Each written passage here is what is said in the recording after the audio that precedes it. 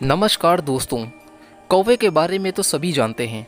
श्राद्ध पक्ष में कौवे को पूजा जाता है। कहा जाता है कि श्राद्ध पक्ष के समय अगर कौवा छत पे बैठा हो तो उसको भगाया नहीं जाता, क्योंकि उसको भोजन कराने से हमारे पुराने पितरों पूर्वजों की आत्मा की शांति मिलती है और साथ ही हमारे पितरों का आशीर्वाद भी प्राप्त होता है। आज की इस वीडियो में हम आपको कौवे से कुछ ऐसे रहस्यों के बारे में बताने जा रहे हैं जो मानना न मानना व्यक्ति के ऊपर निर्भर करता है। दोस्तों, बहुत से ऐसे अनजाने रहस्य हैं जिनके बारे में शायद आप जानते होंगे या नहीं भी जानते होंगे, तो आज की इस वीडियो में आप ज़रूर जान लीजिए कि श्राद्ध पक्ष के समय में कौवे के साथ क्या क्या किया जाता है और ऐसी कौन सी विशेष बातें हैं, उसके ऐसे कौन से ऐसे संकेत हैं जो आज तक सच साबित होते आ रहे हैं। दोस्तों, आप विश्वास नहीं करेंगे, लेकिन हमारे पुराने ज़माने से हम अक्सर देखते हुए आए हैं कि कौवे के कुछ ऐसे संकेत भी हैं जो आज तक हमेशा सच साबित होते हैं। यदि आप नहीं मानते हैं तो आज की इस वीडियो में ये ज़रूर जान लीजिए। तो चलिए दोस्तों, वीडियो को शुरू करते हैं और जानते हैं कि कौवे के ऐसे कौन से दिव्य संकेत हैं जो हमेशा सच होते हैं। लेकिन वीडियो में आगे बढ़ने से पहले अगर अभी तक आपने दोस्तों इस वीडियो को लाइक नहीं किया है तो एक बार लाइक कर चैनल को सब्सक्राइब जरूर कर दीजिएगा। दोस्तों, निरंतर काँव काँव बोलने वाला एक छोटा कौवा पक्षी है जिसे दुष्ट समझा जाता है। ये छोटे छोटे जीव और अन्य प्रकार की गंदगी खाकर जीवन यापन करता है। अन्य पक्षियों की तुलना में इसे तुच्छ समझा जाता है, लेकिन इस बात से भी सभी अनजान होंगे कि मरने के बाद कौवे का शरीर औषधि के लिए प्रयोग किया जाता है। किंतु श्राद्ध पक्ष में कौवे को भक्ति और विनम्रता से यथाशक्ति भोजन कराने की बात विष्णु पुराण में कही गई है। कौवे को पितरों का प्रतीक मानकर श्राद्ध पक्ष के 15-16 दिनों तक भोजन कराया जाता है। भादो महीने के 16 दिन कौवे को हर घर की छत पर मेहमान बनता है। दोस्तों, ये 16 दिन श्राद्ध पक्ष के दिन माने जाते हैं। कौवा और पीपल को पितृ प्रतीक माना जाता है। इन दिनों कौवे को खाना और पीपल को पानी पिलाकर पितरों को तृप्त किया जाता है। कोई भी व्यक्ति यदि इस समय पीपल और कौवे को खाना खिलाता है तो दोस्तों यह भोजन हमारे पितरों की आत्मा को शांति प्रदान करता है और साथ ही उनका आशीर्वाद हमेशा हमारे जीवन में सदैव के लिए बना रहता है।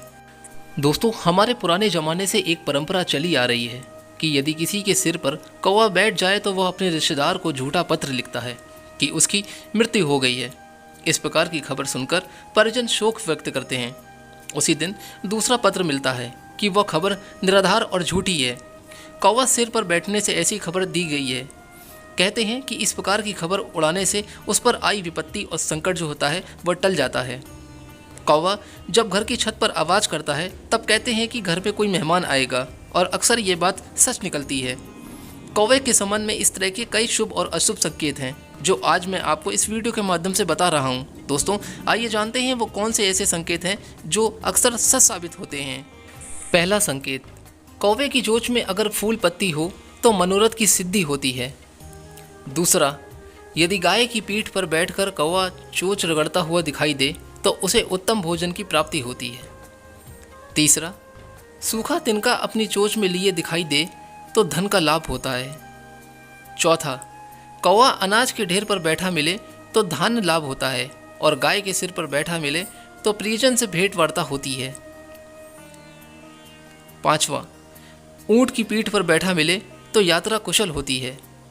छठा, यदि सुअर की पीठ पर कौवा बैठा दिखाई दे तो समझ लीजिएगा कि विपुल धन की प्राप्ति होती है। सातवां संकेत, यदि कौवा धूल में लोटपोट होता दिखाई दे तो उस स्थान में वर्षा होती है।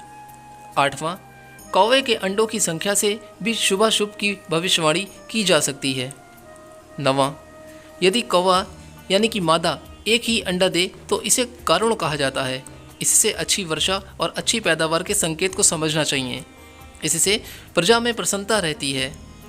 10वां, यदि 2 अंडे दे तो इसे अग्नि कहा जाता है।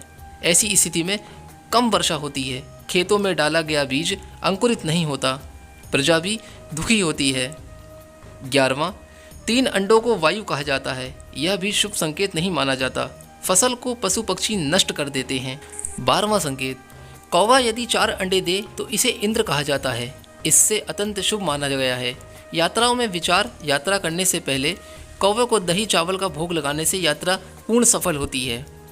13वां, यदि कौवा बाईं तरफ से आकर भोग का ग्रहण करता है तो यात्रा निर्विघ्न संपन्न होती है। 14वां, यदि कौवा पीठ पीछे से आता है तो प्रवासी को लाभ होता है। 15वां संकेत, यदि दाईं तरफ से उड़कर बाईं तरफ आ जाए और भोग ग्रहण करे तो यात्रा में सफलता मिलती है, अन्यथा विपरीत फल मिलता है।